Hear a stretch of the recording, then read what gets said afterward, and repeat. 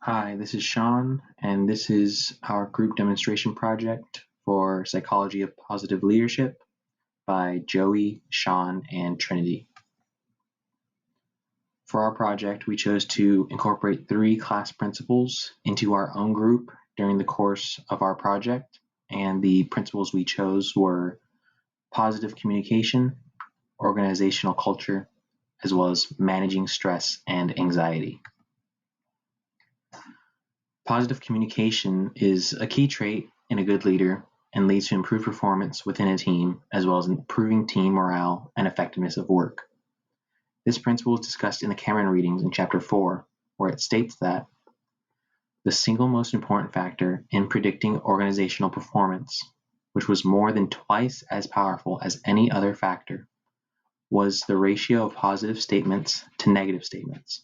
These results demonstrate that high-performing organizations had different communication patterns than low-performing organizations, primarily based on the abundance of positive comments among top management team members.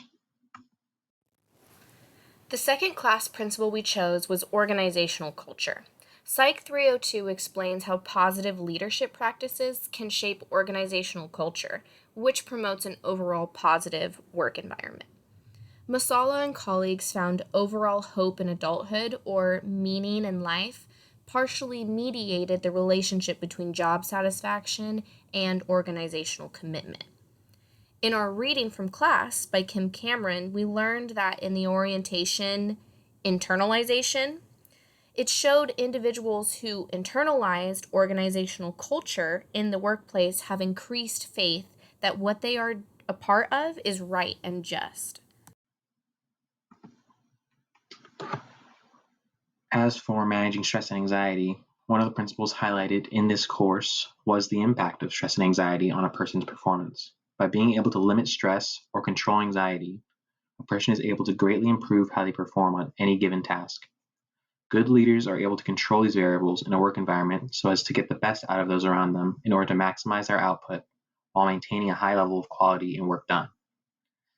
In the Walker reading, this principle is discussed in the 3rd chapter when talking about an experiment performed looking at the relationship between academic performance and anxiety levels in students from primary school through college.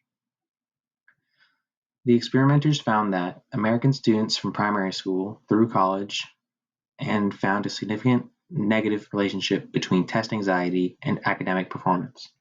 The greater the test anxiety, the lower the academic performance. And in an article on anxiety and cognition, it was found that while some arousal can lead to optimal performance, too much can result in anxiety that can cause us to choke or to perform below our abilities.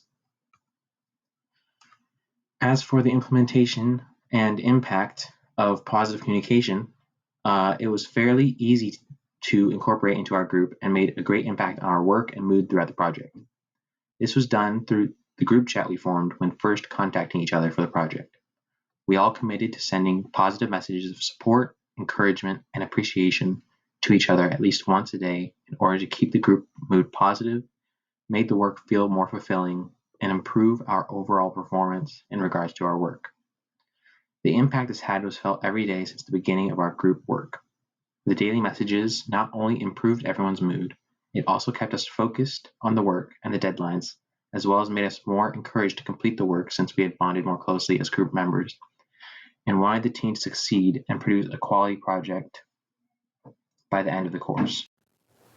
Regarding implementation and impact of organizational culture, the relating job satisfaction and organizational commitment, the moderating and mediating roles of positive individual strengths article by Masala and colleagues also shows us that organizational commitment reflects the employee's attitudes and meaningfulness. This means that it can further contribute to the cognitive, emotional, behavioral, and economical benefits.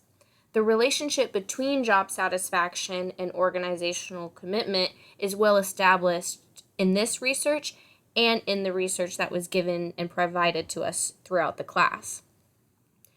When participating on this final group project and collaborating together, being able to efficiently organize the layout and workload of the material made it easier to focus on the quality or meaningfulness of the actual product. I also feel like the exercises throughout the course led us here to our performance zone. As for the implementation and impact for stress and anxiety management in our group for the project, all members took part in helping to limit anxiety while keeping stress to a minimum for what was needed to do.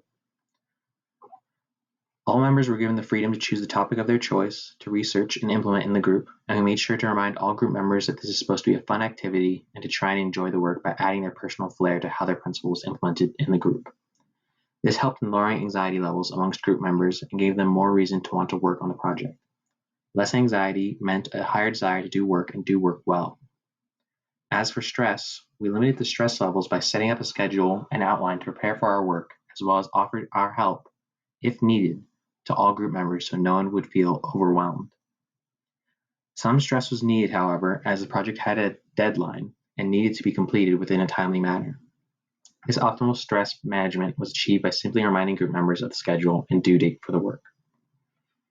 Being able to limit and manage stress and anxiety within the group proved to be immensely helpful in getting all group members motivated to do the work, meet deadlines, and put forth work at a high level to ensure a quality project. Without the use of this principle, workflow could have been paralyzed and the quality of work from each member could have been reduced, resulting in a lackluster final product and even more stress and anxiety for all members. In summary, the Psychology of Positive Leadership class, Psych 302, taught students the principles and practices of managing stress and anxiety, emphasizing the importance of organizational culture and positive communication, along with a number of various leadership theories and inclusive culture building. Here are our references, and this is the end of the project. Thank you.